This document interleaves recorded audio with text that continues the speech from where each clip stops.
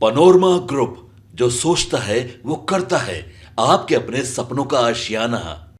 हम तो लव कुश समाज से आते हैं साथ, और लगातार इस देश में चिंता लोग करते थे प्रभु श्री राम के, उनका वनवास कब खत्म होगा। 14 वर्ष का वनवास तो काट कर वो अयोध्या लौट गए, लेकिन 500 वर्षों से इसी तरह टेंट में, जैसे आप बैठे उसी तरह टेंट में इंतजार कर रहे थे।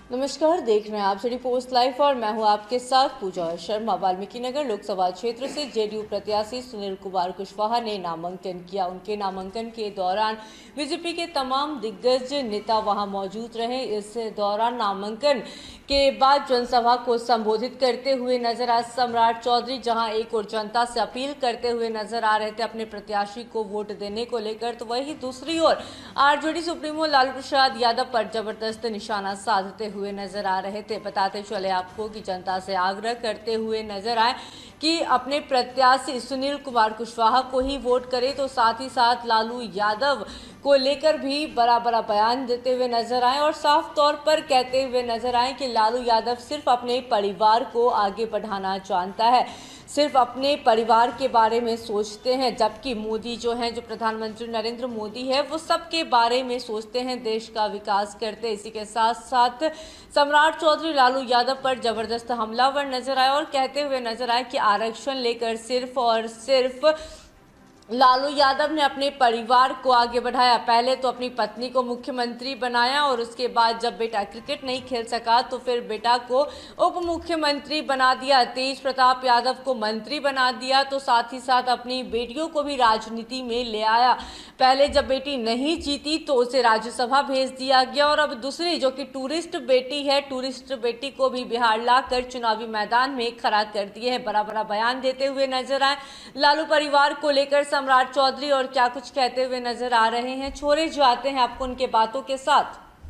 हम तो लव कुश समाज से आते हैं साथ, और लगातार इस देश में चिंता लोग करते थे प्रभु श्री राम के, उनका वनवास कब खत्म होगा। 14 वर्ष का वनवास तो काट कर वो अयोध्या लौट गए, लेकिन 500 वर्षों से इसी तरह टेंट में, जैसे आप बैठे उसी तरह टेंट में इंतजार कर रहे थे।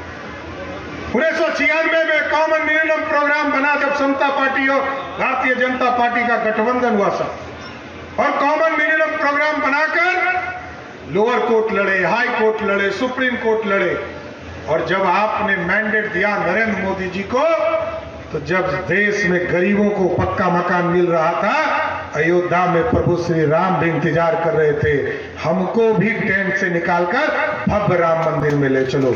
और जैसे ही आपने वोट दिया, वो सपना भी पूरा हुआ, और आज हम कह सकते हैं गर्व से, यहाँ बैठे हैं डॉक्टर संजय जायसवाल जी, लोगों ने तय किया कि पूरे बिहार में जितने नेशनल फूड सिक्योरिटी एक्ट के तहत जिनको अनाज 5 किलो अनाज मिलता है, उनको 5 लाख तक का इलाज मोदी और नीतीश कुमार की सरकार पे करेगी। अब हॉस्पिटल में जाइएगा, इसकी चिंता मोदी और नीतीश कुमार करेंगे। और इसलिए मैंने कहा नीतीश कुमार जी का नाम, 1 करोड़ 21 लाख परिवार, मतलब 6 करोड़ 37 लाख लोगों का इलाज मोदी सरकार कराएंगे, और लगभग 58 लाख परिवार, लगभग 2.5 करोड़ लोग, लगभग 8.25 करोड़ लोगों का इलाज मोदी और नीतीश कुमार की सरकार कराएगी सर। इसलिए हम जरूर आग्रह करेंगे, निवेदन करेंगे।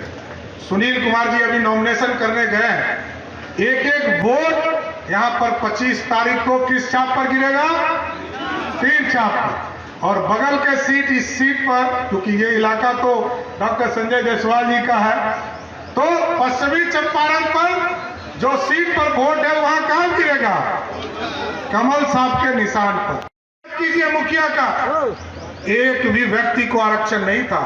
2002 में नगर निकाय का चुनाव हुआ, किसी को आरक्षण नहीं था, लेकिन जैसे ही नीतीश कुमार जी और सुशील मोदी की सरकार बनी, 50% महिलाओं को आरक्षण मिला, 20% अति पिछड़े को आरक्षण मिला, और 17% SC ST समाज को मिला। यह है आरक्षण। और लालू जी का आरक्षण क्या है? पहले कहा मेरी पत्नी को उप मुख्यमंत्री बनाओ, फिर कहा मेरा बेटा क्रिकेट नहीं खेल पाया, ये पानी ढोते रह गया बेचारा, इसको उप मुख्यमंत्री बनाओ।